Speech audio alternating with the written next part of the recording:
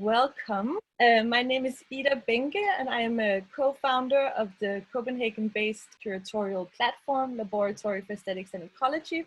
And I'm also co-curator of Patterns in Resistance, which is the 2020 iteration of the art biennial LCPH, which is hosted by Fabrikken for Kunst og Design, or the Factory for Arts and Design in Copenhagen.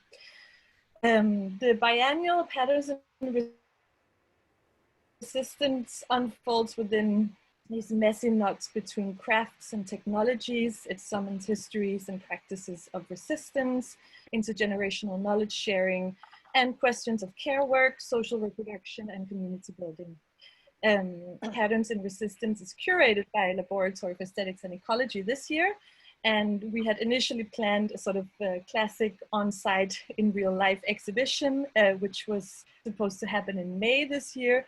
But due to COVID-19, we have had to move the whole project into a digital sphere, which is why that I will invite all of you that are listening with us today to also follow us during the next couple of months, in which the biennial will unfold on social media and also our website, lcph.dk. I will also write that in the chat. And so for the next couple of months, we will host a series of talks, we'll have workshops, performances online, and also we will regularly upload digital artworks and other artistic materials on our website and also social media platforms. So, so stay with us during the next couple of months. It will be good, hopefully. No, it will be. But tonight, I'm really happy to introduce this conversation between Nazila Kivi, Luiza Prado, and Edna Bonhomme, which is titled Revolutions from the Kitchen, Technologies of Resistance and Radical Care. And this talk is a part of a series of online seminars that we call Hysterical Utopias, and that is co-produced with Salon Hysteria, a space for conversations on society, politics, and science, which is run by Nazila, who will moderate the conversation today. And next Wednesday, the series continue with the conversation between Sophie Lewis and Nazila Kivi on family abolition and reproductive utopias, and at the same time and place. So Zoom next Wednesday from 5 to 7. Good, so let me introduce tonight's speakers. Luisa Prado is an artist and researcher engaging with material and visual culture through the lens of decolonial and queer theories. She holds an MA from the Hochschule für Künste Bremen and a PhD from the Berlin University of the Arts. She's a founding member of the Decolonizing Design Collective and the research duo Aparede. Her current artistic research project is titled A Topography of Excess, and it starts from a call to reappropriate the concept of excess in relation to gendered and racialized bodies in the modern and colonial gender system. Edna Bonhomme is an art worker, historian, lecturer, and writer whose work interrogates the archaeology of post-colonial science, embodiment, and surveillance. A central question of her work asks, what makes people sick? As a researcher, she answers this question by exploring the spaces and modalities of care and toxicity that shape the possibility for repair. She has collaborated and exhibited critical multimedia projects in Berlin, Prague, and Vienna. And in addition to her academic interests, Edna has written for publications such as Africa as a Country, Al Jazeera, Analysis und Kritik, Der Baffler, Daddy Magazine, Der Freitag, The Nation Magazine, and more.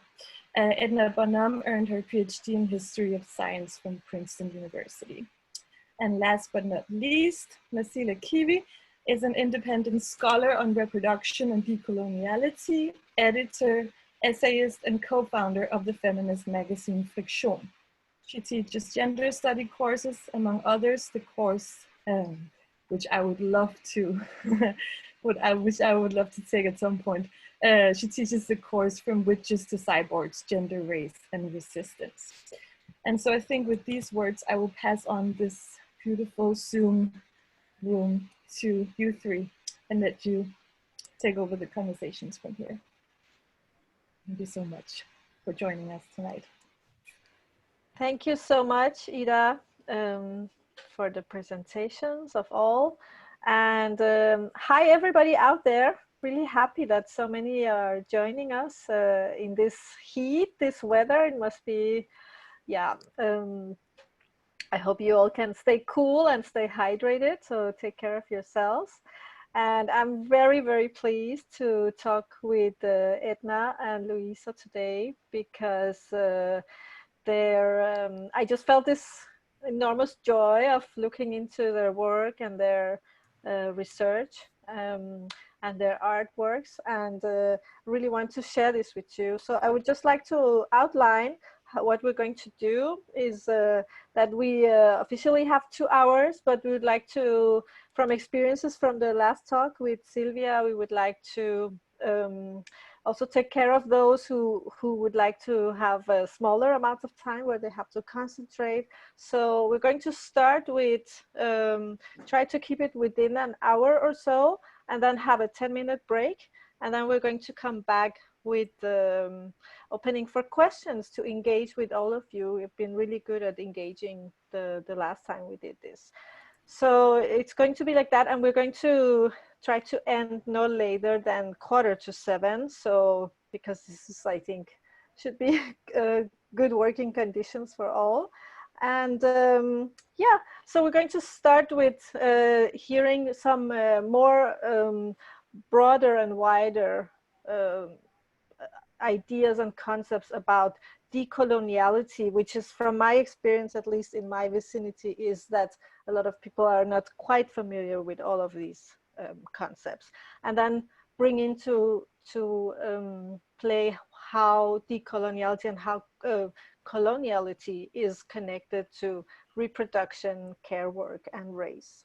And then from there, we'd really like to hear Luisa and Edna tell us more about their specific works, because that's really where it comes to play. How do you decolonize, or how do you undermine these colonial ways of thinking?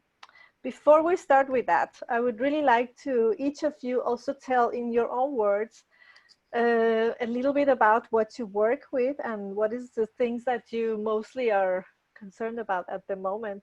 If we start with you, Edna, please. Oh, first of all, thank you so much for organizing this panel, especially in such a difficult moment. I think I want to acknowledge and give space for people to sit with the fact that there's a pandemic, as well as a lot of uncertainty for people who might be facing racial strife, anti-Black racism in particular. And so what I would say is that I am a historian by training, but also a recovering biologist. So I have a degree in biology as well and public health. And in this current moment, I've been thinking a lot about which bodies get care, particularly those bodies in the European, African, Caribbean, and North American context, which have been disproportionately people of color, Black people who have passed away or have been affected by COVID-19. And for those of us who've had family members like myself who've had tested positive for COVID, it's a large burden, and it's something not to be able to, that's something we have to sit with. And so in thinking about this, the panel and how I do my practice, it's a practice that is predicated on thinking about my ancestors, thinking about the health inequalities, thinking about how we can have a politics of empathy, and how that politics is something that isn't necessarily new. It's mutated, of course, it's transformed, and to also work against traditional archives, but things that provide people with joy. So in thinking about music, poetry, food, eating, or even just Black joy and how revolutionary that is. And it's not to discount the oppression that exists, but to work between the spaces of recognition of trauma and of hurt and pain, while also seeing that those are not the only ways that we move through the world. So as a historian in this moment, as an art worker, as a writer, this is definitely a time for a deep reflection deep thinking, and also just as a Black person, Black woman, looking at Black feminists, old and young, so from Angela Davis to Adrienne Marie Brown, Charlene Carruthers, Lucy Wilson, who are calling for abolition and so much more. I think that this gives a little taste of what I'm doing, and hopefully it could be the foundation, especially collectively, to imagine and build a different kind of world. Thank you so much. Looking forward for you to elaborate more of your work. Luisa, can you also tell us in your own words what is the most actual and concerning issues for you at the moment, and your background also? Yeah, sure. So first of all, thank you, Ida, for the invitation, Nazila for moderating this panel, and Edna for being brilliant, and everyone for attending. So in my work, I'm very interested in looking into tensions between technologies related to birth control and fertility and bodies through the lenses of feminist and decolonial theories. In my PhD, which you can download on my website, I analyze how these technologies become articulated in ways that perpetuate the colonial matrix of power. And it's interesting because I'm an artist, and this process of doing the PhD a few years ago has informed the way that I do my practice, the themes and the issues that I approach in my artistic practice. And during the PhD, it was very useful to do kind of a deep dive into how the control of reproduction is a fundamental feature of coloniality. But it was also very emotionally taxing work, because it also meant years of looking into histories of really deep trauma and pain, and years of looking into all these kind of past and present accounts of the exploitation of people in the global South, and also in the North, people of color,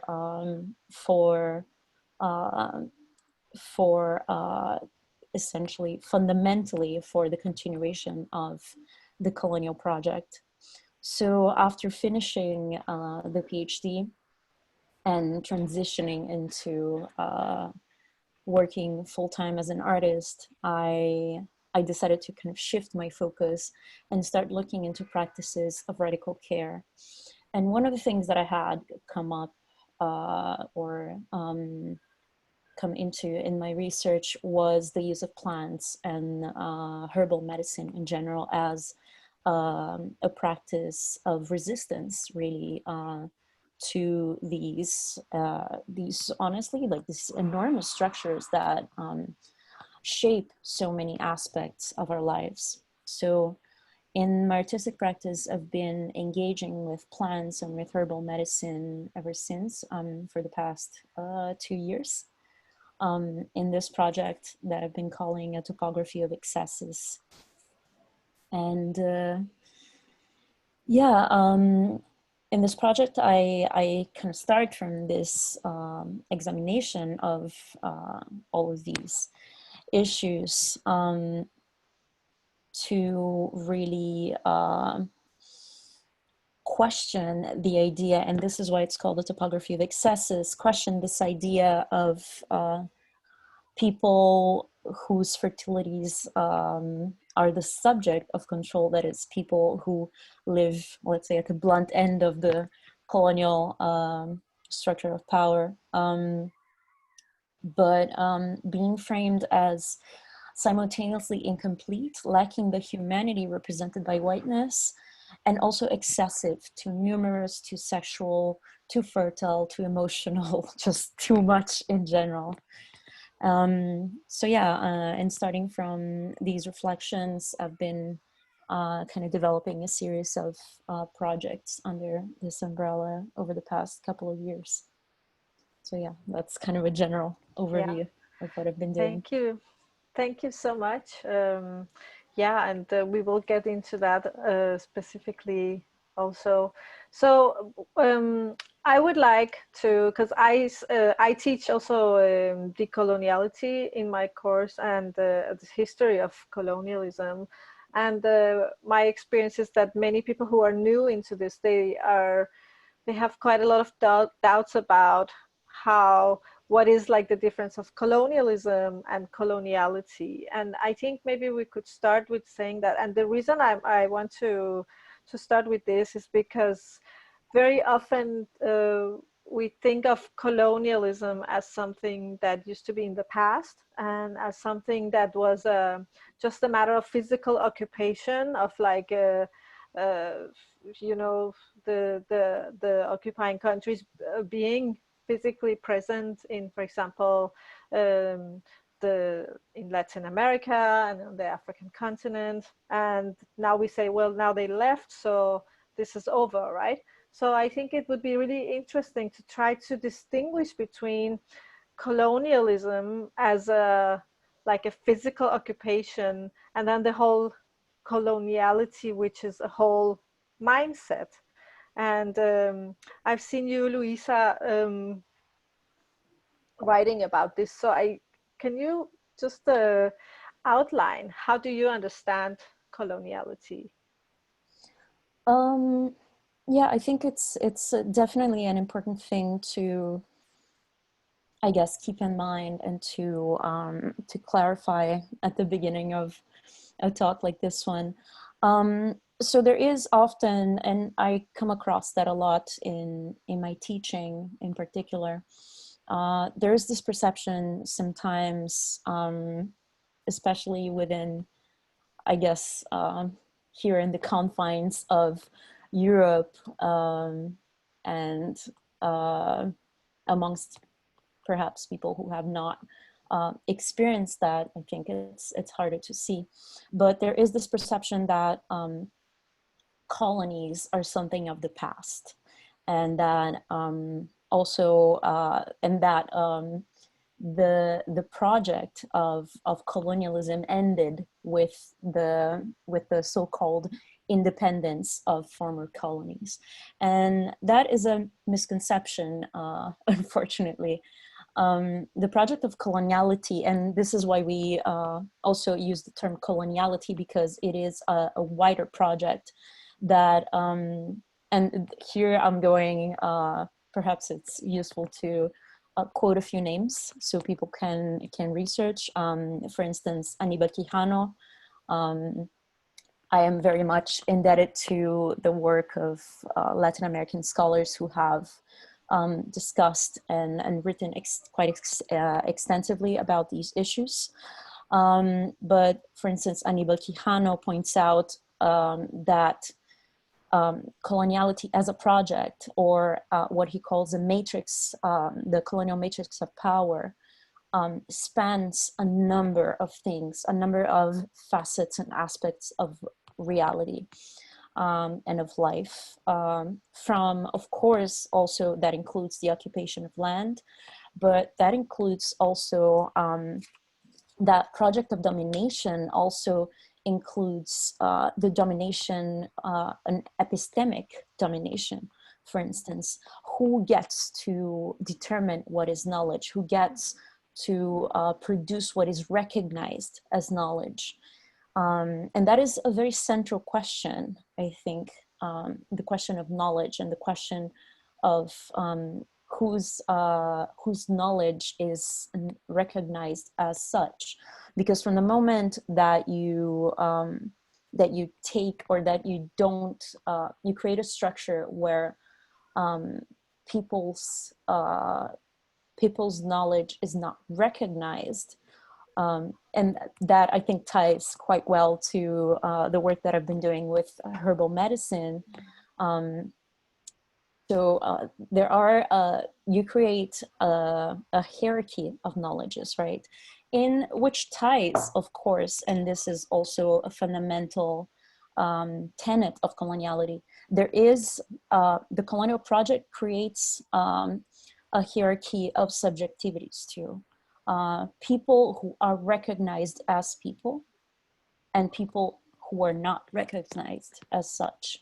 And that lies, I guess, at the heart of the justification of Europe's justification for the crimes of enslavement and of genocide that happened during the occupation, but that continue to happen to this day. And yeah, I guess that's like a very rough kind of overview on that. So yeah, it is a project of domination, of subjectivity, of knowledge, of sexuality too, the determination of what gender is, what sexuality is considered acceptable or not. And it also passes through the domination of fertility and reproduction, of course. And I think something you said is very important is about hierarchy, because it's very peculiar to coloniality that difference is always put in a hierarchical order.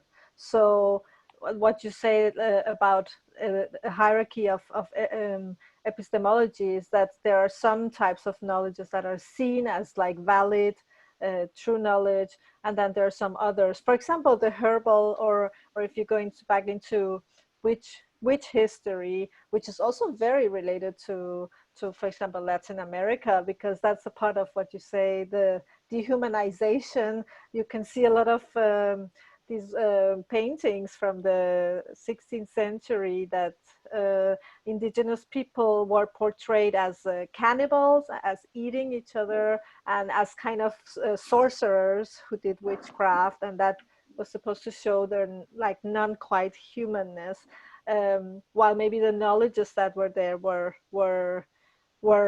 killed, as to say, like, or erased, and which is what we call epistemicide, right?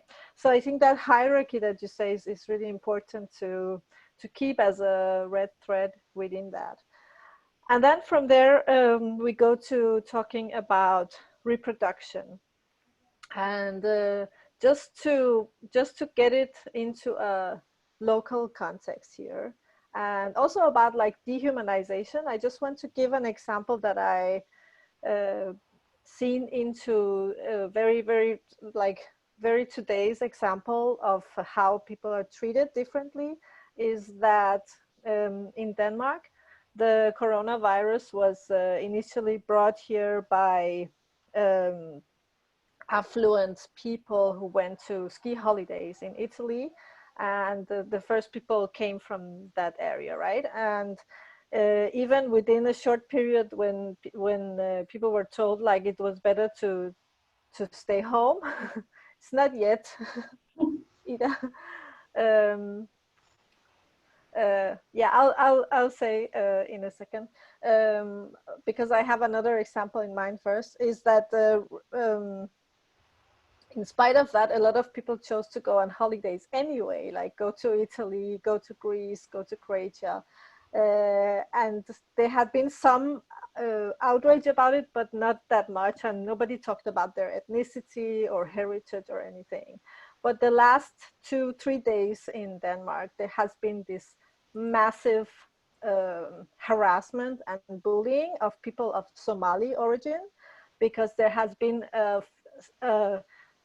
like for some reason, somebody has done ethnicity statistics on who has been infected. And of course, like not only the right-wing parties that you would expect this from, but even like from the, social democrats and stuff are saying that this must be a cultural thing about the people of Somali origin. And I think this is like a very, very like real example of how people are dehumanized as carriers of disease, because it wasn't the Somali people who went to ski holidays in Italy and brought it back here, or it wasn't like, it's really interesting that And also if you think about the social implications of who cannot work from home, right? Who are bus drivers, who are healthcare workers, who is like in the first line. It's often racialized people and, you know, people of different classes. So all those things just disappear, and then it just like bears into just like your heritage decides that you're a carrier of disease, which is really, I think, really saying for how, really telling for how you can like really dehumanize people, and within like, especially people who are in the care work, right? So I think that's just one example.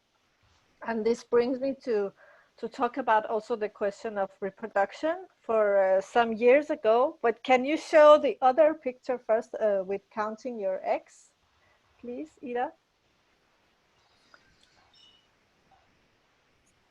Are you there? Yeah. Yeah, so this picture says, on the left side says, have you counted your eggs today? Your chance of becoming a mother is twice as high when you're 25 as if when you're 35. And on the right, it asks, do they swim too slow? 40% has lower sperm quality. It can take some time to become a dad. And this was really targeted to, this was an official campaign. So this is from the Fertility Center at the Central University Hospital in Copenhagen, together with Copenhagen municipality. So this is kind of like a state pro-natalist campaign. And if we look at the other one, shortly after that, a traveling agency did this thing together with, there was also this program said something like Bang for Denmark. And this is said like, do it for Denmark, do it for mom, take on an active holiday for your mother and the fatherland. So this was about that there are not born enough babies in Denmark. And this makes me, brings me to talk about like what you said, Edna, about the selectivity of reproduction and how like the nation states get into like seeing bodies as not their own, right? But doing it for someone else. And you can see on the picture, it's a clear white child, right? And it's not like nobody is thanking the minorities here who in some cases right in the beginning after migration have a higher fertility rate than the native population. Nobody says, oh, that's a good thing. No, because people are often shamed for that. So there's this really hierarchical relation to reproduction. So I would like you to comment and also like on continuation of what is coloniality and how it is connected to race and reproduction. Also with this in background, Edna. Well, one thing I would say is that I'm not sure if you've been reading some of the Anglophone news over the past 2 weeks, but whether it's The Guardian or Glamour magazine, there have been multiple studies to show that since March, the desire to reproduce globally has decreased. From the United States to Germany to Indonesia, accounts by people with wombs or who are of reproductive age has generated this lack of desire. And a lot of it has to do with people feeling that they don't have the funds and that with the climate crisis, etc. And there was a longer piece in The Guardian recently published on the fact that what is often called depopulation has been going on globally actually for at least a decade or so, to the point that the depopulation of Europeans, particularly white Europeans, is seen as a so-called crisis, as you just demonstrated, but that of Black and brown people is actually strongly encouraged, and this ties to, as you know, 18th century very racist ideas by Malthus and the book The Population Bomb, and the discourse around that. And so one of the things, and I just finished an article on this very question of Black fertility, and what is it, the history of that, and how does that enter into people's popular imagination. And one of the things that I found is actually there's a myth of Black hyperfertility. If anything, Black women statistically are, if we look at the data, less fertile, especially in the United States. However, the ideas and the sayings and the writings about fertility, particularly of Black women, Black queer people, is tied to false perceptions. And one particular piece that I looked at recently was a 1932 edition of the Birth Control Review, which was started by Margaret Sanger, the founder of Planned Parenthood and also eugenicist. And the thing that that particular text had said was, quote, "The presence of merged conditions of the Negro is due in large part to the high fertility of the race under disastrously adverse conditions." Now, I kind of expect Margaret Sanger to write this. However, what was very difficult to read is that the African-American sociologist W.E.B. Du Bois, in that same issue, said, quote, "Even then, birth control was secretly exercised by the more intelligent slaves," and basically making note that the Black people who are more intelligent could control their reproductive capacities, and those who were not, in his view, not. And I bring this up because Du Bois's assertion was grounded on Black respectability, even though he's often, compared to Booker T. Washington, who was more about respectability, and yet he was still part of an elite class at the time who equated childbirth, fertility, and reproduction with alleged intellectual capacity. And what is a further assault is that the reproductive journey of Black people is tied to the dark history of forced reproduction during slavery, forced sterilization during Jim Crow, and there were eugenics boards in places like North Carolina that were present and active until 1977. And of the 7,000 people that they had sterilized in the state of North Carolina, 5,000 of them were Black. And the victims did not receive compensation.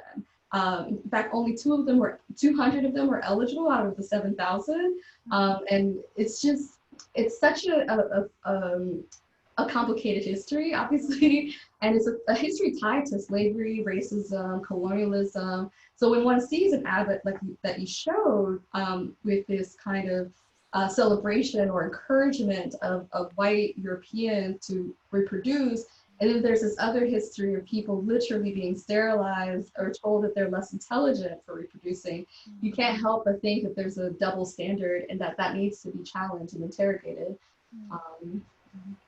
Yeah, it's really interesting you say that, because those forced sterilizations in the United States that you mentioned are just the ones that were like actively visible and measurable, but then there were the whole like much wider spread conditions. For example, to receive welfare or to have your children in schools was like to have your tubes tied, as I said, or to be on birth control. So there was also this like more invisible kinds of eugenics targeted against the Black and indigenous people in the United States. So that's a really thing that is so recent and many people don't know. So there's also this, when we talk about the racialization of reproduction, this is what we're talking about, is that there are some peoples, there's again this hierarchy of reproduction, right? There's some people who are like, they're like in quality, right? Instead of like saying the quality of these people is better than others. So there are too few Europeans, we should have more, even though there is a big migration going on that could make up for the population. Like even, I mean, when you study demographics, you know that this idea of replacing population is completely outdated in itself. It's not necessary in any way. We don't need like to reproduce the population in that way, but it's also about like putting value on some people and putting a hierarchical value on some people. And I think also you, Luisa, have written also about, in continuation of this, just to have another concept clarified for our audience, is that you have also talked about and teach in biopolitics. Can you also like shortly explain to those who are new at this what you understand about biopolitics, how it plays within these topics that we talked about of the racialization of reproduction? Yeah, sure.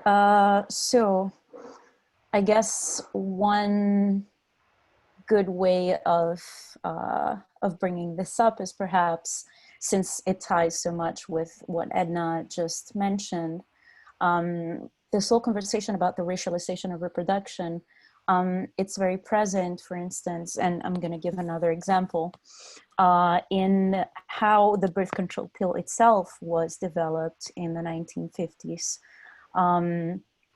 It's, of course, it is a medication that is very necessary for a lot of people, but when you look into the history of the pill, it is a very fraught history that shows so well this process of racializing reproduction. So in the 1950s in the United States, it wasn't really possible for the scientists who were interested in developing this, with the support of Margaret Sanger, because she was also involved in it. It wasn't really possible for them to develop such a medication in the United States because of the laws in the mainland at the time, mostly laws that curtailed the development of medications that could deal with anything relating to fertility and sexuality and reproduction and so on. And because of that, the people involved in this like very early phase of the pill was the people that were involved with this. I think it's very interesting to even see their own comments and look through the historical documents that you have about that process and see their own words. The main funder of the early stages of the development of the pill was Kathryn Mccormick. And according to her, they needed a cage of ovulating females to experiment on, which to me shows very well, and ties to the conversation on biopolitics, shows very well the dehumanization of certain people. And to just not to go super long on this, because I could talk about this for days. But the pill was developed by testing on people who were living in slums, in mental hospitals, in prisons. So all these kind of disciplinary enclosures, since we're going into biopolitics and it's such a Foucauldian concept. But people who were living in all these disciplinary enclosures, and not only that, but people who were living in those enclosures in a colony, in a place that to this day is a colony, which is Puerto Rico. And the justification for that, for testing on those people, and the birth control pill trials were part of a series of programs of sterilization and birth control that were deployed in the island in the 1950s. So it wasn't even the only program like that. But the trials, were justified by the perception that there were too many people in Puerto Rico, and that the poverty that the island faced was the result of uncontrolled reproduction.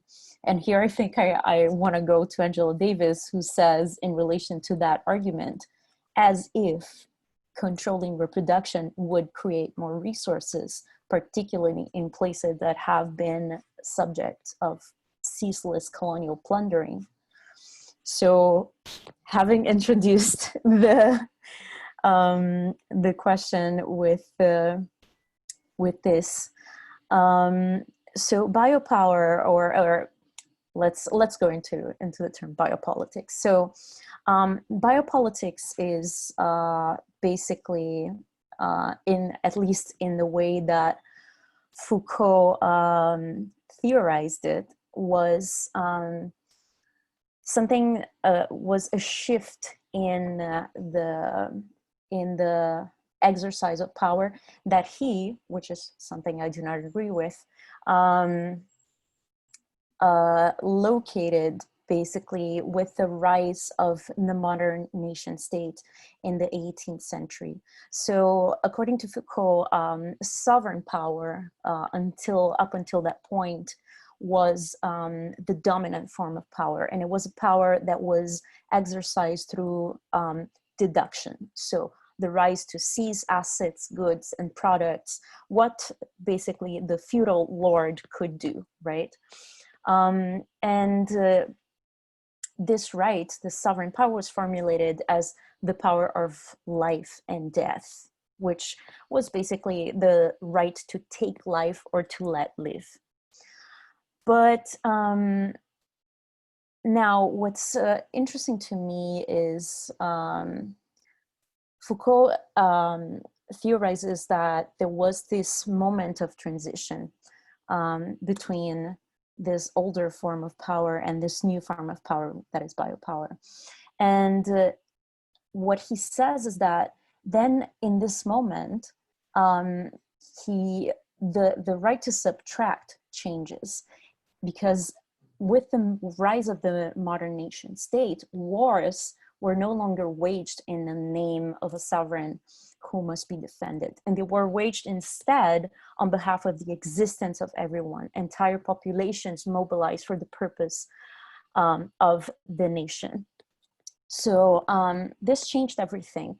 So instead, then new power formations centered around the right to foster life or disallow it to the point of death emerged. And so what's interesting to me to think about that is that Foucault locates it within this very European context, but if you look at the colonies, all of that was already happening there. Because also biopower happens on the scale, both on the scale of the population and on the scale of the individual, right? It is a power that is exercised on a macro and on a micro scale. But Achille Mbembe very rightly points out that the plantation was the fundamental locus of, or the origin of the exercise of, and then he proposes a new term of a necropolitics, of a necropolitical power. So is that, am I going too long? Yes, I'm just going to, no, this is very useful for what we're going to continue into your practices, because especially like, and since Mbembe, the Mexican feminist philosopher Sayek Valencia has also elaborated into like this power, like exerting power through the active creation of death.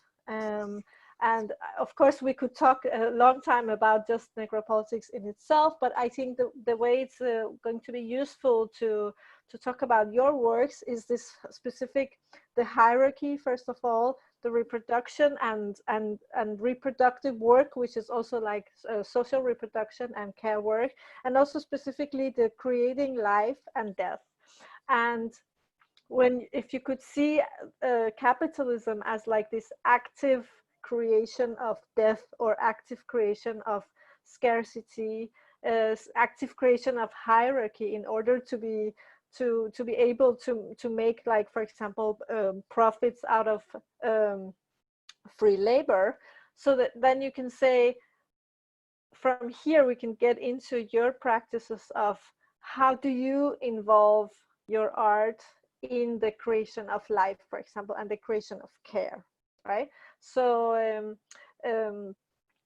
if we start with just continue with what you said about your uses of herbal plants and herbal medicine, can you talk a little about one of your specific works that we talked about? How have you used plants, and how have you used this ancestral knowledge in order to to create a different way of knowledge about care.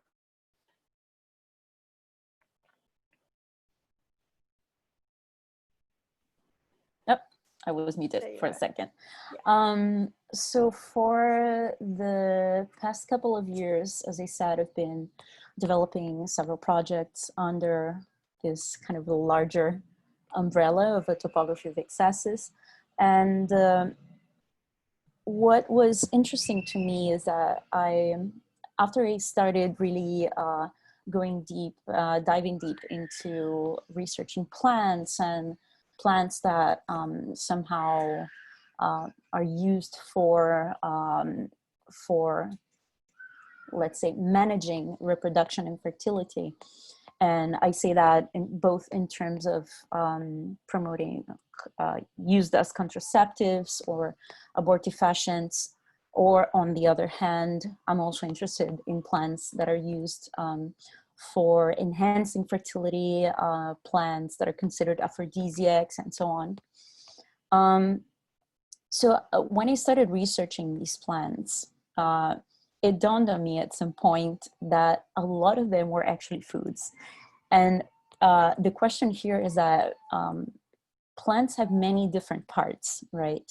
The leaf and the stem and the root and the fruit and the flower, they might all have different effects on the human body. So at some point I realized that this plant that I'm looking into here is actually a type of wild carrot, or how there's this beautiful plant that I'm fascinated by, whose bark is used as an abortifacient, but the pods, it has pods pretty much like beans or peas, or it's the same family. And those pods are edible, actually, and they're eaten in Mexico. So I started seeing that pop up in different places. And of course, and this is also a question of like my own personal interest, I always loved cooking, and I've always wanted to actually make it part of my artistic practice. And it made so much sense to start then experimenting with cooking meals around these ingredients.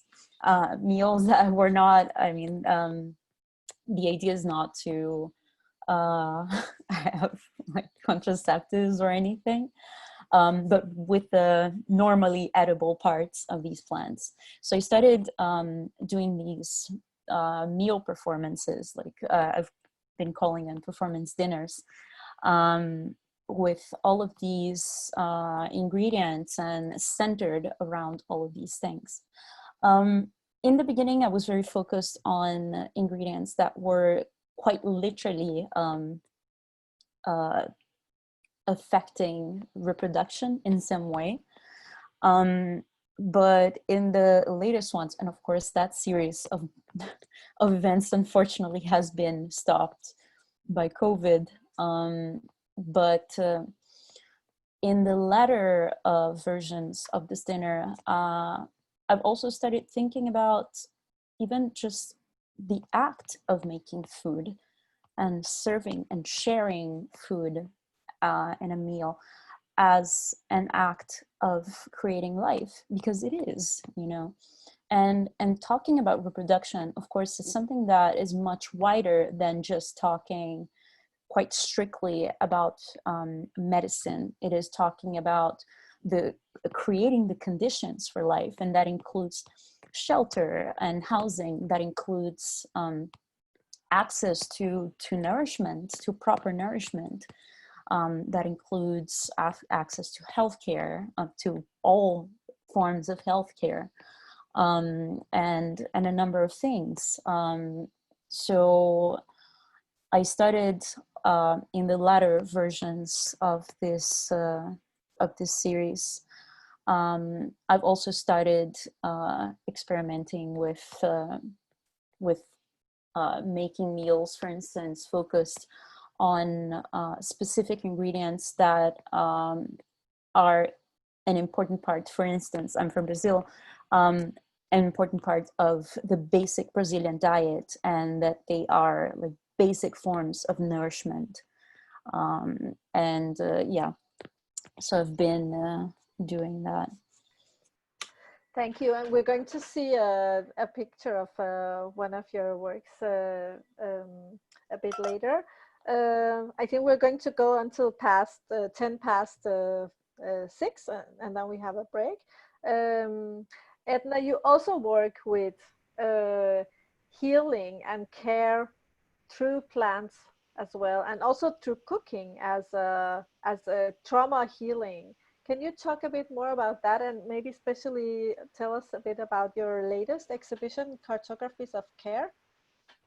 Yeah, so first of all, I would want to echo some of many things that Luisa brought up in terms of decoloniality from before, and to just really emphasize how it's an active process undoing so many of the oppressive regimes that have existed, and it calls for repair and restorative justice, which of course people are fighting for like globally, especially in places like South Africa, the United States, and England. They tore down statues, and it goes on and on. And part of the reason I bring this up, and that I think that it is ongoing, is that the question on how to create life and how to heal, in my opinion, is predicated on freedom on a broad sense, but also in the way that tries to take away the shackles of the plantation slavery life. And one particular quote that I find quite fascinating is Orlando Patterson's Freedom, where he says, "Freedom began its career as a social value in the desperate yearning for the slave to negate what for him or her and for non-slaves was a peculiarly inhumane conditions." This very much relates to Sheila Mbembe's work on necropolitics and what does sovereignty of the body mean and how does that get reproduced in health and other forms. But it also relates to my interrogation of history of science and medicine, not just in the broad sense that I've done with my work on epidemics in the Middle East and North Africa, but also in thinking about how that relates to my family history as a descendant of slaves and the 8th generation of someone who was free, specifically because of the Haitian Revolution. Both my parents are Haitian, and our ancestors were forcibly brought from West Africa to the island, or to Saint Domingue, the western part of the island of Hispaniola. And at the time, it was producing 40% of the world's sugar, 50% of the world's coffee, and this is the conditions that led to that revolution. At the same time, the revolution began with slaves. Most people might know the names of Toussaint Louverture, who helped to lead the revolution, but very few people know about Cécile Fatima or even Bukaman. And Cécile is particularly interesting because she was one of the few women who appears often in pictures and not necessarily as a kind of like a popular imagination. And for her, why she matters is because her participation was through the voodoo tradition. So voodoo, Haitian voodoo, which borrows from syncretic West African traditions, on the one hand, very much is part of valorizing the spirits or laws, some of who deal with fertility, like Urzuli Danthor, and female reproduction or love.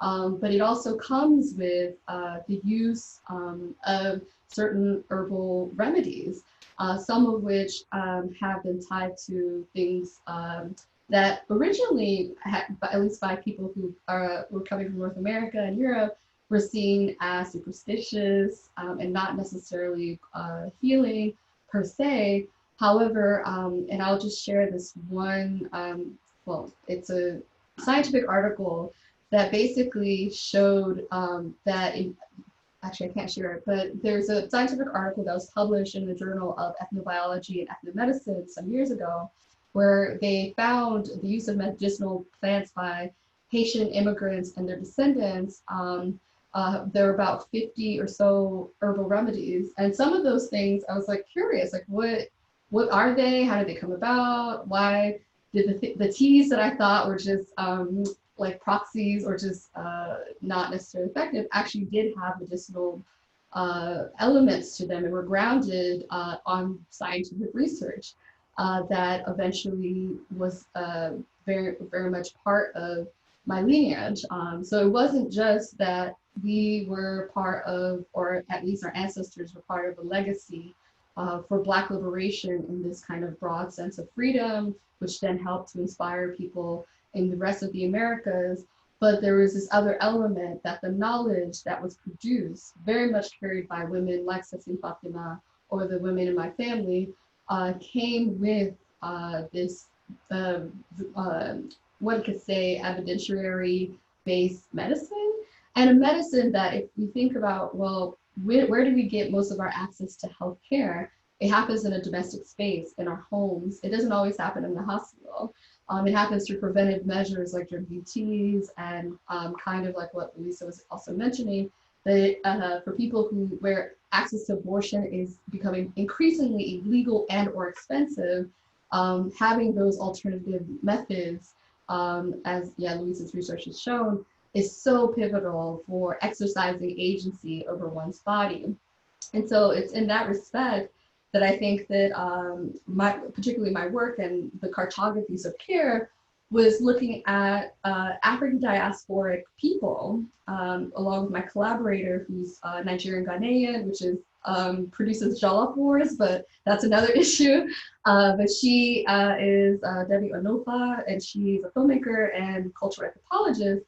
And in our work here in Berlin, we interviewed Black people, transgender, gender non-binary, women who come from and were born on the African continent, in the Caribbean, North America, and in Europe. So people who were Afro-German as well.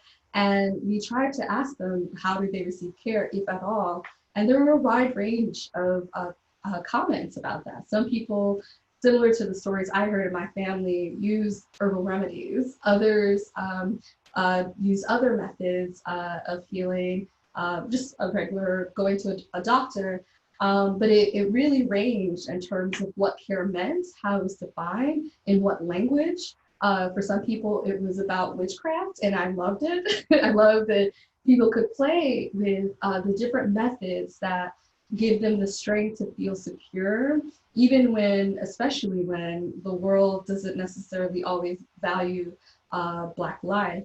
And so part of this, the kind of intellectual and creative journey for me in thinking about care, healing, and life formations in a broad sense is integrating these histories that might seem very much already done. Like C.L.R. James wrote a history of the Black Jacobins. That's already been done, so we don't need to know more. Actually, no, what is the Black feminist intersectional perspective on that? What does it mean for people who grew up in shanty towns in Haiti to also know about South African anti-apartheid struggle? How do people find themselves in Berlin and speaking multiple languages that create new versions of health and healing within a medical system that may not always be the most compassionate to them? This is part of, in some ways, a work of creating new archives by asking the questions to people who are often left out. We know about Frantz Fanon, we know about Abi Césaire, but not everyone knows about Claudia Jones or Fannie Lou Hamer. And so part of the work of doing art and kind of activist-oriented, feminist-oriented, intersectional-oriented, and also anti-capitalist-oriented work is to collect our stories, because if we don't do it, no one else will. Yeah, and it makes me think about this word of epistemicide, is that there have actually been, I mean, I would call it scientific knowledge, because as you said, it's evidence-based, because it's been based on hundreds of years of trial and error of medicinal and herbal plants or medicines, and people knew how it worked. So it's kind of a scientific knowledge that has been actively erased. And some of what you do, like decolonization or decolonizing this type of knowledge or care, and what Walter Mignolo, for example, would call demining or undermining, is like to dig deep and find what has been actively erased, is part of that I see as your practices. And speaking of technology, that we have talked about technology, I just want to talk about like how technology is connected to knowledge and also to food and to cooking. I just want to bring out a very concrete example. I have these mice, corn tortillas here that my partner is Mexican and has been looking for these for a really long time, because and finally found them and had them sent from Berlin, I think. And I think something that's really interesting about this is that the indigenous people of Mexico and Central America and the Caribbean knew, after had the technology, the knowledge to do the process of nixtamalization, that is a way of treating corn with soda or lime water that opens up a lot of nutritional value and actually makes you be able to absorb proteins from that, right? And something that is really interesting, and that is an example of a very active epistemicide, is that when Christopher Columbus came to the new continent, he brought corn back with him to a lot of European countries, and I mean it's bread, but they didn't bring the technology of nixtamalization with them. And for a while, where the corn was a main staple, became a main staple for a lot of European population, they started developing diseases because they didn't know that process and that technology, and they didn't respect that. So they started having this rachitis and other protein deficiency diseases. So I think it's interesting, like when you said, Edna, what makes people sick, when you talk about this, is a very, very concrete example of how colonization or theft actively makes people sick. And because they brought it with them to a lot of African countries without that process, and then they started making other people sick as well. So I think this is really interesting to look at these examples that are still at play. I would also like to, and I think we can get into some of that after with the question as well, to look more at your works. Can you show us your video? Or do you? So I do have a video, but it's not allowing me to share the screen, so I need to have access. Sorry about that. And as I'm getting access to that, I just want to share part of what is important about this video is, well, okay, I'll start off with a tragedy, which is to say that my brother was shot last year in 2019, and there are a couple other people, particularly Black men in my family, because yeah, that's what we all are, who were either incarcerated or other things, and reckoning with the fact that Black bodies and Black people were living very precarious lives, not because of something endemic to our skin or our body. It's not like our skin attracts bullets, but because of systemic racism. Who knows when or how our lives could be taken away. And as part of the archival work or archive making that I spoke about, not just with the Cartography of Care project here in Berlin and looking at the African diaspora here, I am trying to, as best as I can, to record and to document the work and the issues of people in my family who are also documenting and sharing herbal knowledge. So this is a film that I had my aunt and myself in Miami, Florida, shortly after my brother was shot.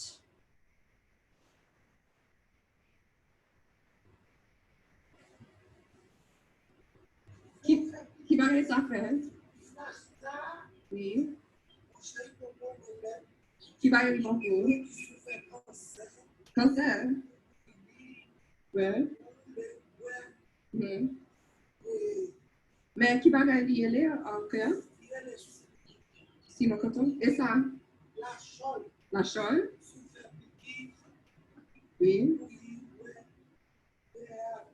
Oui. Tu la classifier aussi. Okay.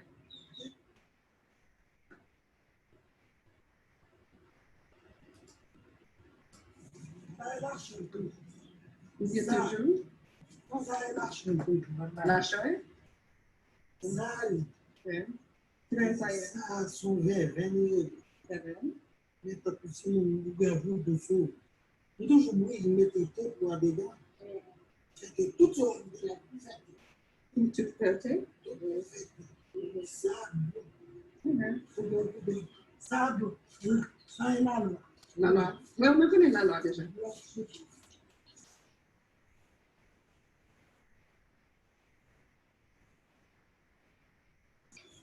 Maintenant, c'est... Non. Mais par contre, n'importe notre bagage, ça est. Ça, c'est du blanc. Qui va essayer les quoi? Bien. Oui. Ça, c'est citronelle, on est marqué. Ça aussi, feuille vieille. Ça, on a les mélisse. Tout qui va être ça, c'est mélisse? Non, mais ça s'appelle ça, c'est laquette. L'autre, on avait cheveux avec eux. Ça, c'est mélisse.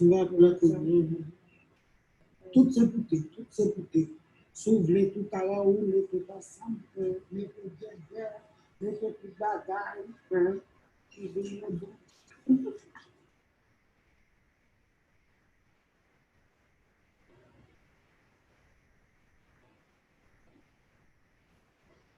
So one thing I briefly show before I take off the screen is this is the article I was referring to that specifically looks at not just the Haitian herbal plants, but also how those plants ended up in Cuba, a neighboring island in the Caribbean, and the ethnographic as well as biomedical research that was being done to track the Haitian diaspora, not just in the United States where some of us end up, but also in Cuba, and how that has also impacted the traditional healing practices of the region. I'll briefly just explain what was in the video, which is to say that it was myself in the background, not being seen, speaking in Haitian Creole with my aunt. That's the first language that I learned. So that's my Muttersprache, as they say in German.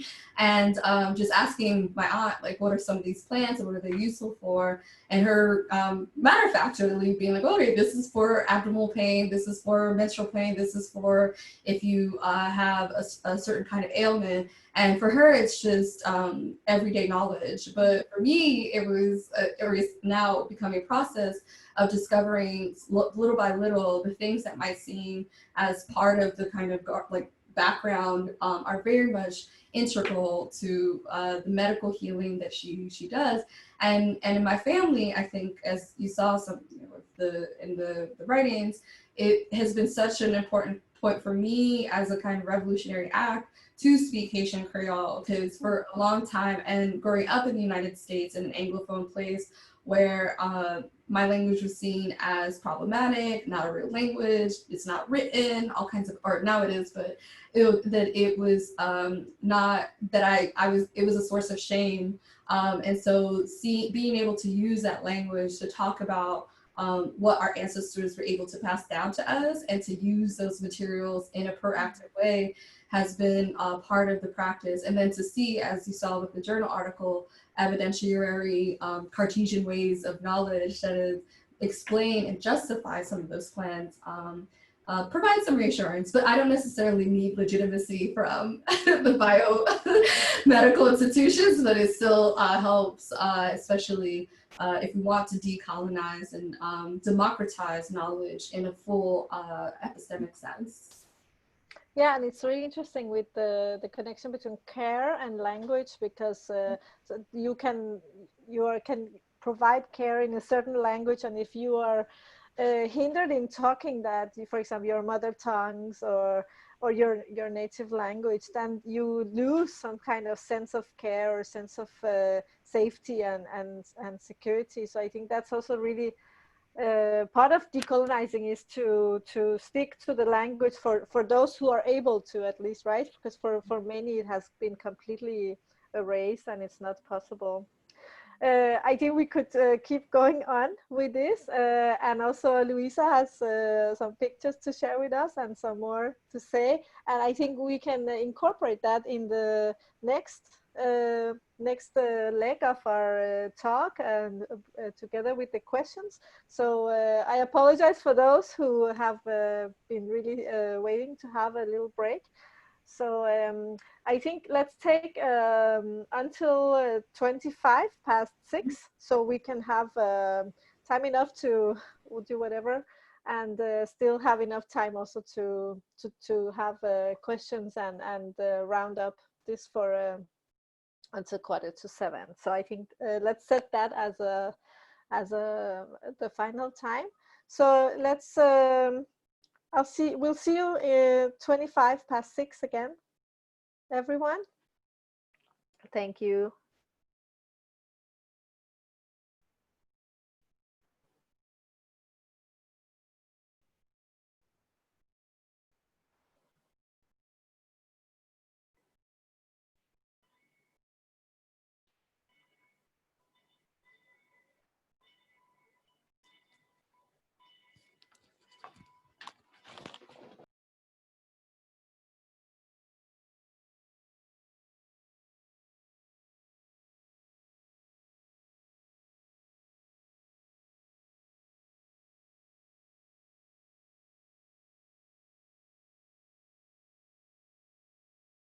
Hi. Hi. Hi. How are you? Good, good. Okay, we're just waiting for Luisa. No problem. There.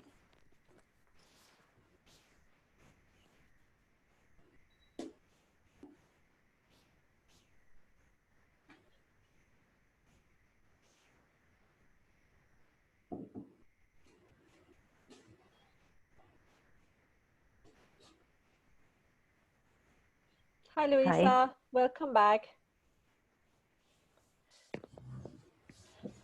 Okay.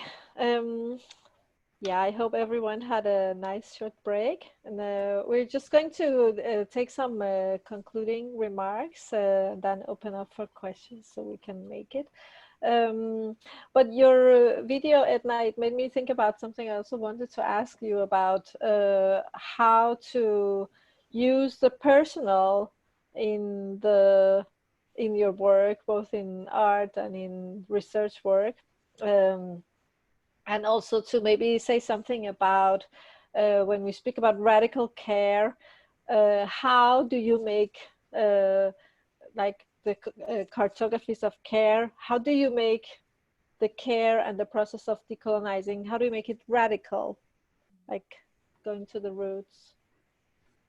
Yeah, I think that part of what I do in terms of decolonizing care is to actively think about who and what is missing from my discourses and from who I'm looking at, and how do I ensure that the most marginalized are also represented. So in doing the work that I do, I don't just do research on people in the kind of classical anthropological sense, but I try to develop long-term meaningful relationships with people from the global south, people who are transgender, people who are actively really just trying to deal with life, but then to also do the work of finding joy in that. And so I mentioned Adrienne Maree Brown earlier, but I also looked to Audre Lorde, and I was reading her cancer journals earlier this year at the start of this pandemic, and she said in her journal, I need to remind myself of the joy, the lightness, and laughter so vital to my living and my health. Otherwise, the other will always be waiting to eat me up with despair again. And that means destruction. I don't know how, but it does. And she wrote that on the 1st of May, 1979, when she was battling with breast cancer. And she went to live on over a decade past that, because she, through community, through joy, through finding this resilience, it was so important. And so in the work that, in the way that I try to blend in both the personal, which is very political, but in a Black radical feminist lens, anti-capitalist, I'll say it again and again, but it also is linked to literature, to speculation, to Afrofuturism. One author, scholar who I think is so important in that work is Saidiya Hartman, who looks at some of the most marginalized enslaved women, sex workers like Billie Holiday, queer women, queer people, gender non-binary people.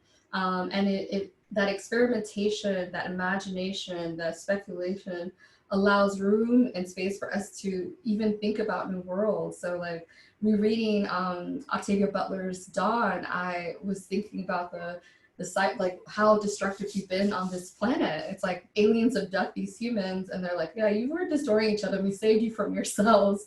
And that's just so important. And then Sunday I was reading Raven Lalani's latest novel, or new novel, Luster, which is about Black female sexuality in New York City in the, like now basically. And it's a very racy text, but it's also just so powerful to go through these things that look at the eros, that look at desire, that look at, in a non-judgmental way, the fascination with Black bodies that are not just undergoing suffering, but give room and space for joy. And I would say that with art, the thing that I appreciate about it, or creativity, whatever medium it has, one could define for oneself how one engages with the politics, how one wants to, if one does, to create beauty and build community. So in the cartographies of care and the work that I continue to do, and the podcast that I have on, which is called Decolonization in Action, it's about building community, it's about archival work, and it's about not just a one-shot kind of article and quotation, but really developing meaningful relationships with people. Thank you so much. It really makes sense that part of like radical care is also radical imagination, because if the world that you want or you need to see yourself isn't there, then you would have to use your imagination to imagine how would it be like if it wasn't like in this oppressive state as it is now. I would also like to ask you, Luisa, before we start taking questions, how do you radicalize your care, for example, in when you do artwork, in contemplation and cooking and care? How do you radicalize your approach? If you would say some concluding remarks about that before we open up for the questions, please. Yeah, sure. For me, I think a fundamental process in thinking through these structures that are so overarching, and they're so they're present in so many aspects of our lives, right? And they shape our lives in so many different ways.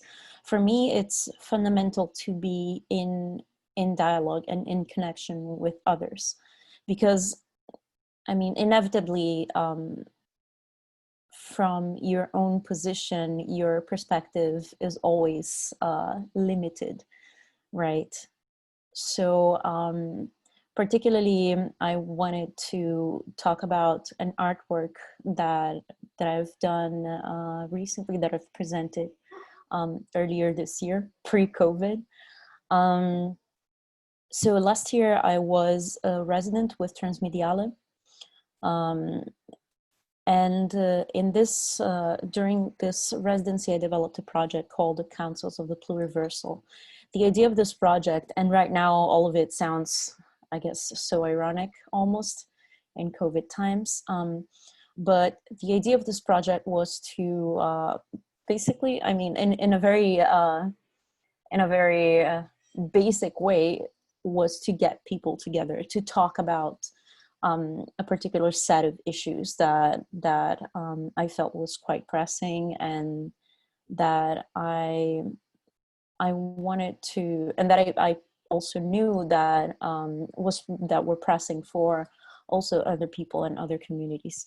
And this set of questions was related to how, you know, throughout all of this research into reproduction and so on, initially I was interested in contraception, but I slowly came to realize that it was really, really important for me to look into fertility itself too, because all of these things that we've been talking about, all of these attempts to control people's fertility, the fertility of people who are seen as less than, are, I mean, all of these were attempts that came from the base perception that there are too many of us. There are too many of those people. And those people, the blanks are filled in different ways, in different parts of the world, in different contexts, right? So that ties to the concept of overpopulation, right? People who are too numerous, too many.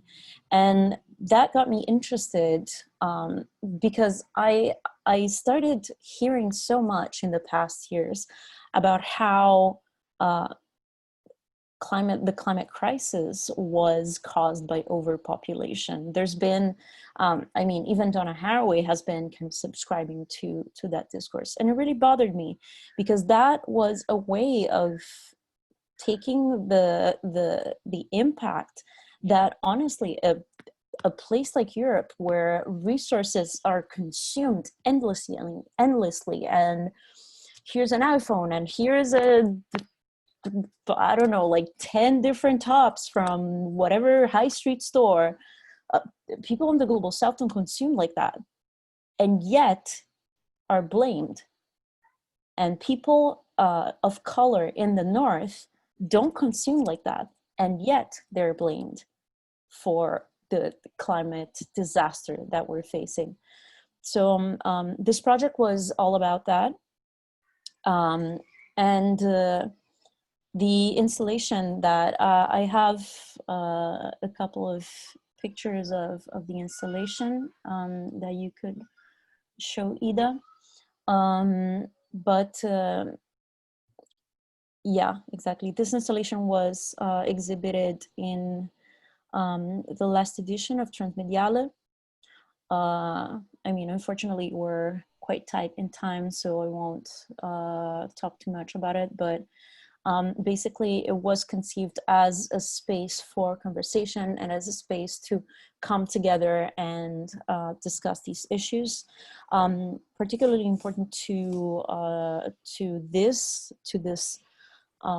work was the amazing opportunity to collaborate with Amazone Arawak, who's an anthropologist from Brazil.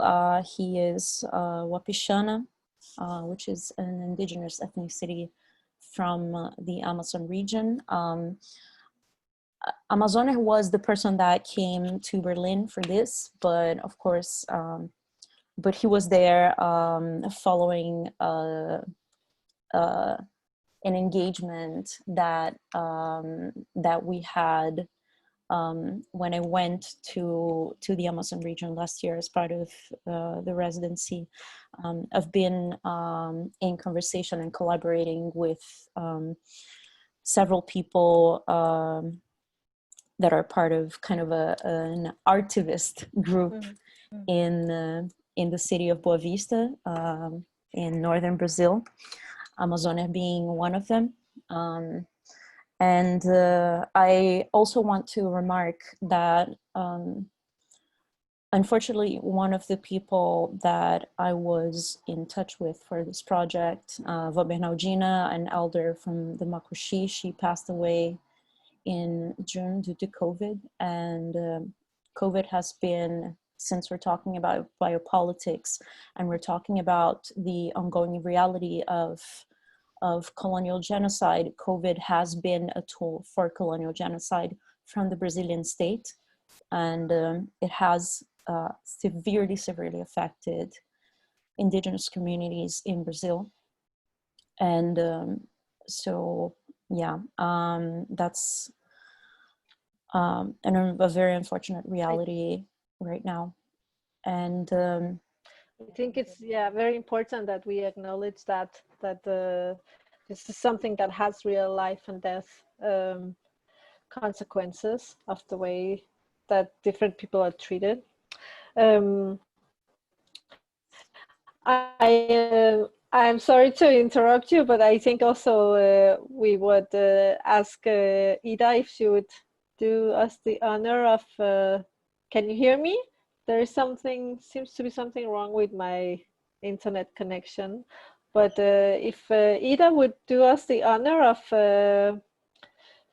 taking the questions, is that possible?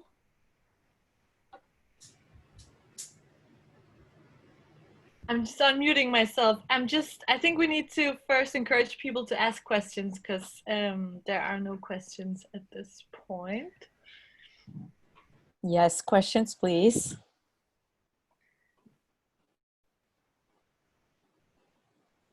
And you can write them in the chat room, but you can also, I think Zoom has this, you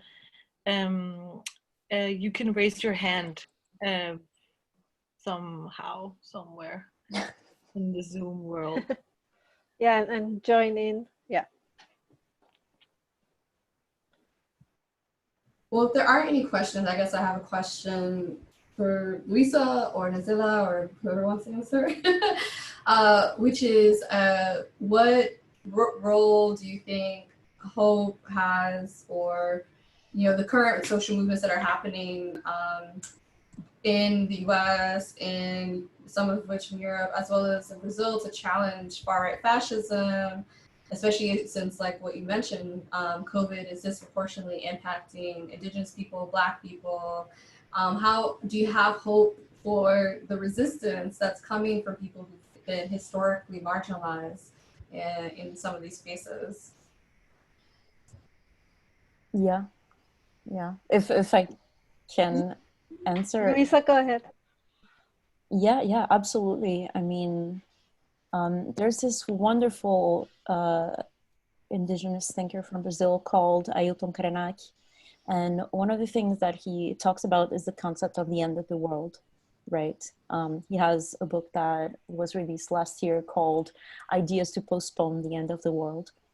And one of the things that he mentions is that the world has ended many times before, particularly for people living at the margins of the colonial world. And for him, what he says is that the world ended for indigenous people in the moment that Europeans stepped in the shores of the Americas. And I guess quite the same can be said for many African peoples that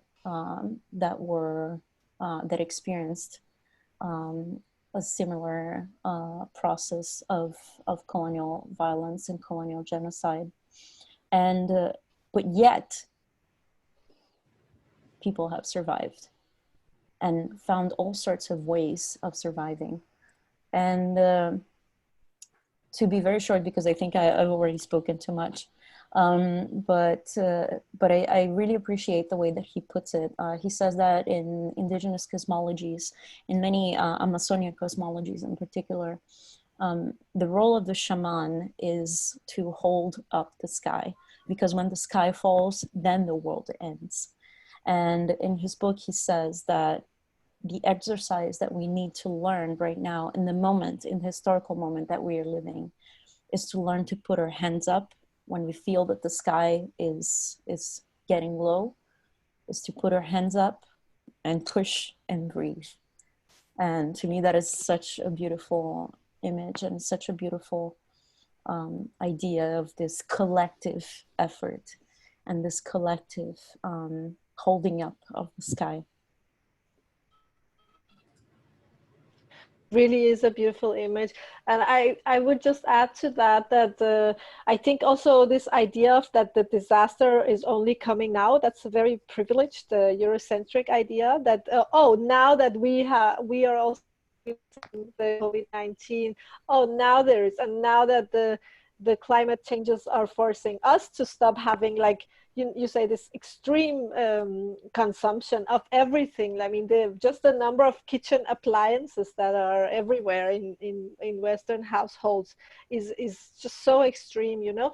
And this idea of that, oh, the disaster here when we have to cut down a little bit in our consumption, that's the disaster. The disaster is when people that we have robbed from for centuries now want to come and take part of some of that wealth that is concentrated here. Now is a disaster. I think that's a very Eurocentric way to see. And I think maybe we need to acknowledge that the disaster has been here already for a long time for many peoples of the world. And it's just, so the hope is that we are still here, we have survived, like, you know, whether it's colonization in the New World, or it's the meddling of Western powers in Iran or in the rest of the Middle East, but we are still here. You know, we still have our language, we still have our traditions, we still have our identity. I think there is a lot of hope in that, to say that, yeah, but the disaster has been here for a very long time, and we are still here. Well, I would say too, the colonial ghost that has haunted at least my ancestors and some of yours is still like present, and that's the thing vis-a-vis intergenerational trauma that gets embodied into our bones, our skin, just every being and part of our being. And one of the things that I feel like I'm trying to explore in this moment is how to undo that by just looking even in the recent history. So my parents were refugees from Haiti. They left a dictatorship, but not formally recognized, because only some refugees are acknowledged and others are like, okay, I guess we're here. And they were undocumented. And so I looked back at the history of the hospital, which is a public hospital that I was born in, to see how was it that I was able to be born there, given they had no money. And what I found was that that hospital, because it is a public hospital, can't refuse service to anyone, even till today. It's one of the few hospitals in Florida that allows everyone to receive service, even if they can afford it. And at the time that I was born, during the 80s, they had to ask for federal funding. But the thing is that there are these cultural clashes. So like one New York Times article that I was reading today said, oh, the Haitians do not understand physical functions, and they don't understand the words for such body organs as liver and kidney. And it goes on and on to just, this is New York Times, 1981 or so. It goes on and on to say how superstitious Haitians were. They didn't have enough hospital beds for pregnant women, and they saw it as a quote unquote burden that patients were going there, and just looking through some of that material, I'm like, well, how is that different from what the current executive power in the United States is trying to say and do now, in terms of denying people care, in terms of saying somehow it's immigrants who are the problem. Back then it was Haitians. Today it's other groups, especially since the so-called war on terror has began. And how it targets Arabs, Muslims, people coming from Central America. It's astounding to see how some of this history kind of repeats itself within the mainstream context. Can I ask you, Edna, what kind of hope do you see, like, for resistance and for radical resistance in the near future? One thing I appreciate about living here in Germany is to meet the amazing work of Black, Asian, African descended people who are born and raised here, and who are challenging the very false construct that Europe is a white continent, and who have taught me so much about the German genocide in Namibia, where they set up concentration camps, as well as the various European trading groups and houses that benefited and profited from slavery and colonialism, but will often be like, well, we didn't participate, we weren't like the British and French, but actually there were Swedish ports and castles in Ghana. There were Danish ones as well, Portuguese ones. And so those settlements have to be taken into consideration, that even if they didn't necessarily have the same scale of suffering that happened. So my hope in many ways is one in which I see young generation of people who are of color, or BAM as they call it, who in the British context, who are taking matters into their own hands, challenging colonial structures, challenging the legacies of slavery, challenging the Fortress Europe and the border regime that they've created, and asserting and being confident about that. That is something that I have so much hope for, and that hopefully it's not just a question of having knowledge that just sticks to nation states, but rather learning from each other, growing with each other, and theorizing in the many languages and cultures that we all come from, that doesn't just center English, German, French, Spanish, Portuguese, but like so many of us, like those are not our indigenous languages. Like even with me, my first language is not any of those languages. So I try to work through that and figure out what it means to feel empowered for the people who fought so that I could live and survive.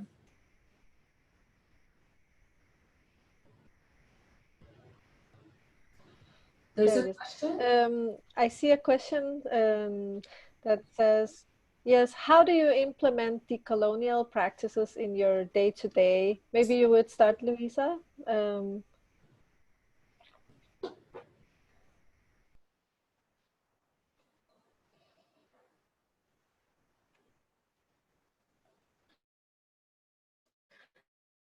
I think you have to turn on your microphone.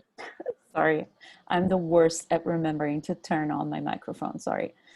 But for me, in my day-to-day, I guess one very important practice is, and in my day-to-day, let's think, for instance, in my teaching practice, right?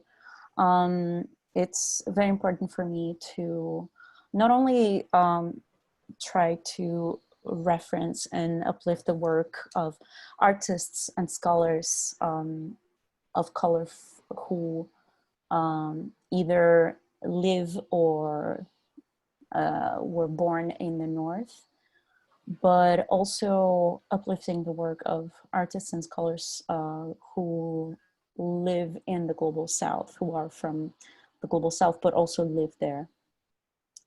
Because it is very, very difficult. And this is something that I also know personally, how difficult it is to maintain your art practice and to work in certain topics while living within all of the difficulties and constraints in the South.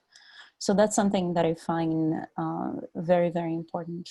And also, I guess, for me,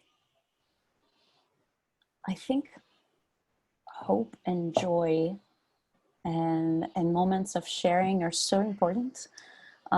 Sharing, and particularly being a migrant here in Germany, sharing with a community of color here too, and having these moments of honestly just like cooking a meal and having a meal together,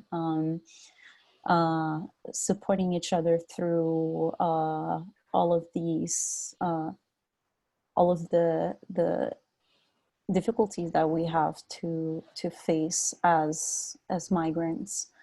Yeah, I guess that's those are things that to me personally are quite important, and also being not losing connection with the places that we come from, with the communities that we come from.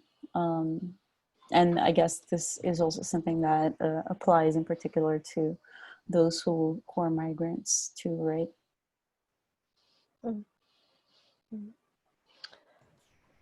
Thank you so much. Yeah, Edna, go ahead. Oh, no, I was just going to quickly say that I think that I would want to echo Luisa's sentiments, and that in many ways, our Dasi Roy's Capitalism, a Ghost Story, speaks to this moment of like what we can do. And she wrote, our lungs are gradually being depleted of oxygen. Perhaps it's time to use whatever breath remains in our bodies to say, open the bloody gates. And so for me, that decolonial practice is just like allowing ourselves the space to breathe, to rest, to do the collaborative work, and to really know that, well, you know, as like some Buddhists do, just like being grateful for that breath, especially given that COVID is a respiratory disease, and moving through the world as we uplift the communities that have been the most oppressed.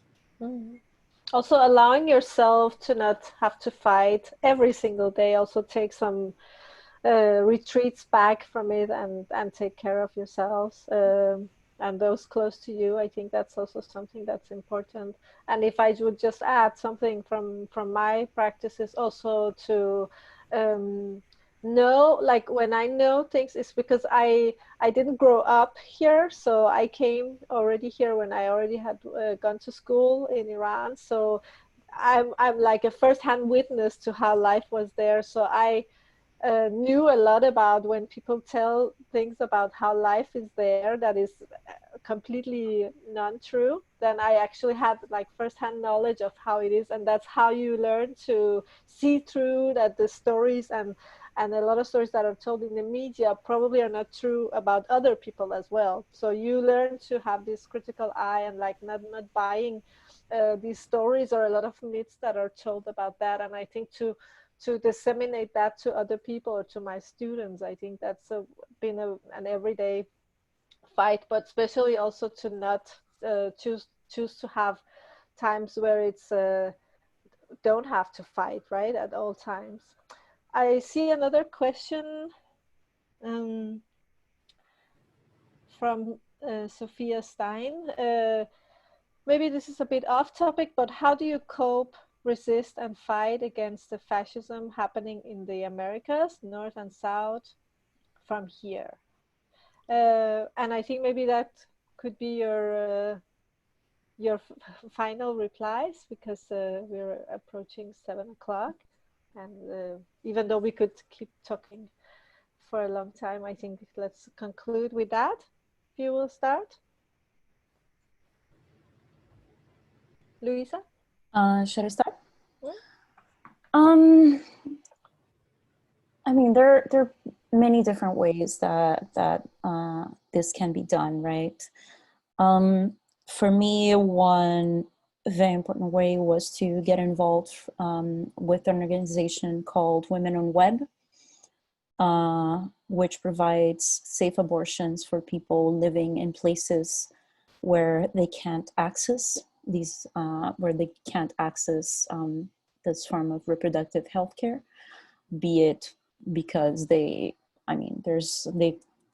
can be illegal, but it can also be inaccessible in other ways, which is often the case in places like the United States. In Brazil, it is absolutely illegal. So for me, being involved with an organization like this was very, very important, I guess. And also disseminating information. And this is the area that I know of. These are the things that I know. Like I'm operating within what I know, and yeah, that's included. Offering information about safe abortions and how to access a safe abortion, and also recently I've done already a few versions of that, but because of this whole work with this abortion activist network, one thing that I ended up having to learn a bit about was safe digital communication. So Recently, I've made a little guide on safe digital communication for protesters. And yeah, like those are, I don't know, just like a couple of things that for me have been relevant, just off the top of my head. Yeah, that's really important, the digital communication, and now know how to navigate that in this day and age where we are under surveillance from all angles. I think that's really important. Edna, if you would please. I'll be quick. So for me, part of what I do is I read extensively, and reading a lot of stuff by Black women and citing them, like attending online platforms where I hear the perspectives of Black people who've been involved in the Black Lives Matter movement, and like the Black Women's Radical Collective, Black Futures Collective. There's just so many platforms because people are actually confined to their homes. So whether I'm here or in Cleveland, Ohio, like we're kind of all stuck in situations where we're not able to fully participate. Beyond that, there is a Black Lives Matter chapter here in Berlin, and they've been doing work as well as Black-based groups like Initiative Schwarzmenschen in Deutschland here, and IOTO, Each One Teach One, Therefore, which is an Afro-German feminist group, and they I'm going to a meeting on Friday. Like there's so much going on, but the thing that I can do from here that has been perhaps a little bit more effective is just by writing. So writing articles as well as working on my book, and that's helped significantly to feel connected because I do sometimes have survivor's guilt for being here in Europe, and the European context is just not the same, and I don't always feel like people get it. There's also sometimes hostility from white people who are just like, but are you from Africa, the biggest country in the world? Or they are, or I have people who are like, who are Black German sometimes, not all, but they'll be like, well, I'm tired of hearing about Black American experiences without actually knowing that I'm also Haitian, and there's a complication to that. So it is what it is, and solidarity isn't always neat and easy, especially from a distance, but I try through reading, writing, engaging, tweeting, and when I can, organizing on the street safely with masks and socially distant. Thank you so much. I'm so happy to have had this talk with you, and I think I really want to thank both of you to share with us both your theoretical foundation, that both of you are really remarkable intellectuals, and at the same time you both have these practices of radical care that I find really, really important to have more people know about. So I hope you're going to, a lot of people are going to see the video and it's going to be put up. And so I'm going to say thanks a lot from me, and I'm going to hand the mic back to Ida, who will say some concluding remarks. So thank you so much, everyone, for being here and participating, and for your questions. Yeah, I also just want to thank you so much for this wonderful conversation. Thank you, Nazila, Edna, and Luisa, for really generously sharing your artwork and also your research and your stories and histories with us. That was really, really wonderful. I also want to encourage all of you that are attending to check out Luisa and Edna's work online or in real life, whenever or wherever that will be possible. Thank you to everyone who stayed with us through this really hot summer evening. We hope to see you again next week or some other time. Yeah. And please do follow our website. I'll just write here, lcph.dk. And there will also be work featured by Luisa soon on our website. And we will upload this video as well. Text it and upload it. Okay, thank you so much. Thank you, bye. Thank you. Bye. Bye.